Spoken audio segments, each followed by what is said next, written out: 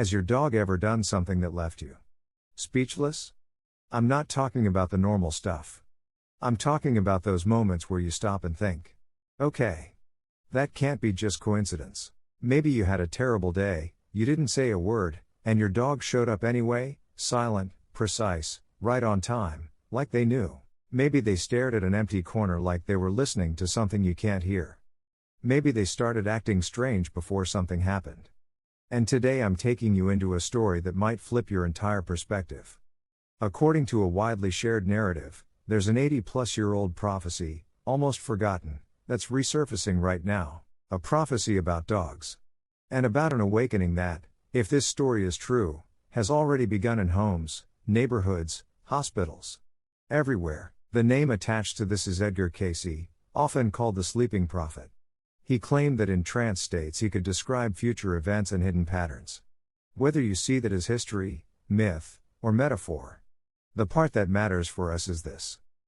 In those trances, he allegedly spoke about animals evolving spiritually alongside humanity. And among all animals, dogs were given a very specific role. Not just pets. Not just companions. But guardians. In the original text, there's a quote attributed to a 1943 session. Four-legged guardians will awaken when Earth enters its new vibration. And if you're watching Quantum Mind Frequency, you already know why that phrase hits like a spark. Because new vibration isn't just poetry. It's a way of saying, when the quality of the field changes, what becomes possible changes too. And the prophecy, according to this narrative, wasn't vague. It was structured. 3 waves. 3 stages. 3 levels. Wave 1, the ability to sense things early, emotions, danger, imbalance. Wave 2, a kind of communication beyond words.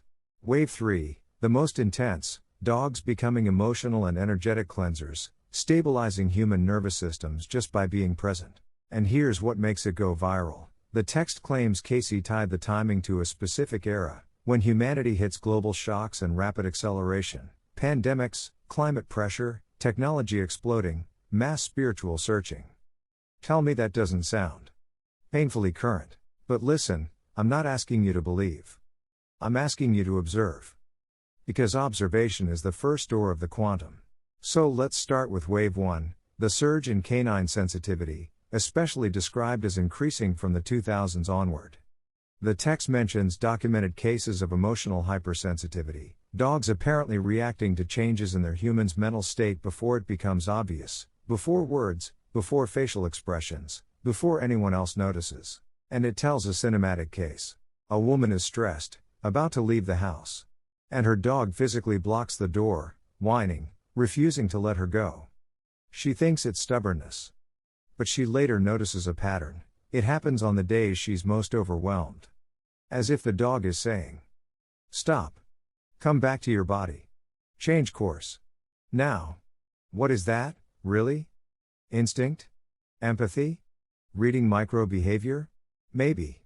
But the label isn't the point. The point is, you're never transmitting just words. You transmit state. You transmit field. And dogs feel it. Then the story pushes into something even stronger, dogs detecting illness, sometimes insisting on a specific spot on the body until the person gets checked, and something is found early. Even without the mystical overlay, we know one thing: a dog's sense of smell is astonishing. In real life, dogs have been trained to detect medical conditions. But the narrative frames it as Wave 1, not only detecting, almost anticipating, like sensing probability before it becomes visible.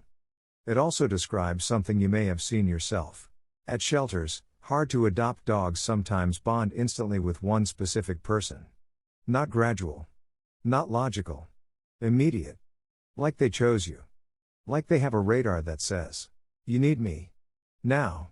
Then comes a collective signal the text points to, a massive rise in therapy dogs and emotional support animals over the last decade, almost like the world suddenly needed more stabilizers. If that's Wave 1, Wave 2 is where people either laugh or go quiet. Telepathy. I know. It's a word that divides people. But notice how it's framed, not as fantasy, but as non-local communication, as if dog and human share a frequency. The text references thousands of reports of dogs knowing when their owners are coming home, not when they leave work, But when they mentally decide to return, it describes setups with cameras, irregular schedules, different transport. And the dog still goes to the window right when the owner forms the intention. Then it goes further, silent commands. Owners think the command without speaking, and dogs respond, supposedly at high success rates. Okay. You don't need to worship that as truth, but you should ask one question. If even a small fraction of subtle cross-species communication is real, how many times has your dog responded to you before you even spoke?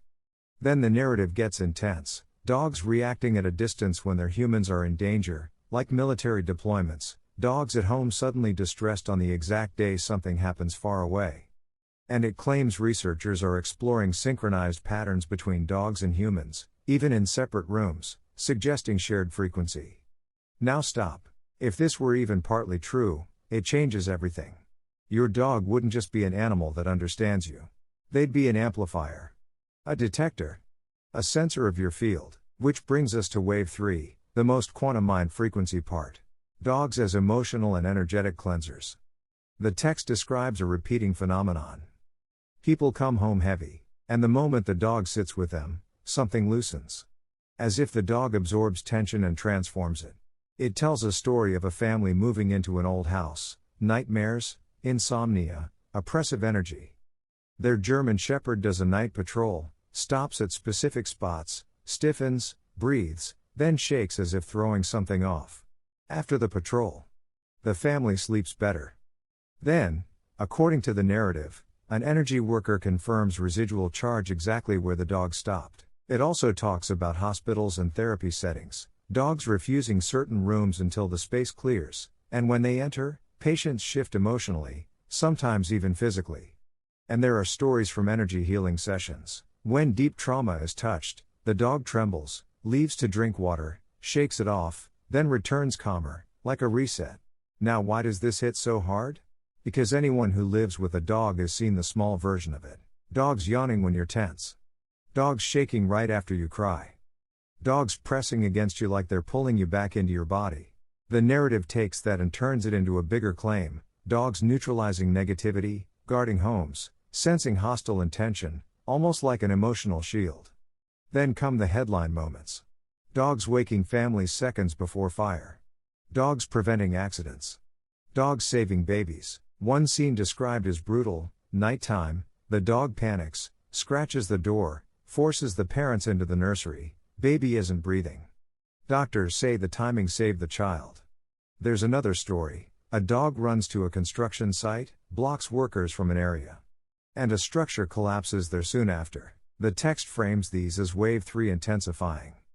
So the big question becomes, why now? Here's the most useful takeaway, whether you believe the prophecy or not. Dogs are masters of coherence. They don't live in mental noise like we do. They don't live in obsessive future loops. They live in presence. And when you're chaotic, they feel it, and they pull you back into your body. So here's the practical question. How do you make this real, not theory? The original text suggests a simple protocol to test and strengthen the connection.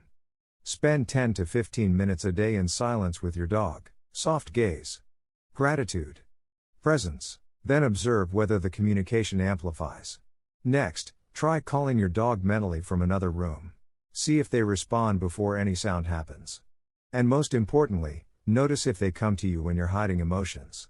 Because that's where you learn whether they're reading your performance or your field. Then keep a pattern journal. Not to become obsessed, but because the field speaks through repetition. Once is an event. 5 times is a signal. And now I want to give you a quantum mind frequency challenge. Tonight, before sleep, do this. Sit near your dog. One hand on your chest, one on their back. 3 slow breaths. And think one sentence, without forcing it. Show me how you see me when I can't see myself. Then don't hunt the answer with your mind. Watch your dreams.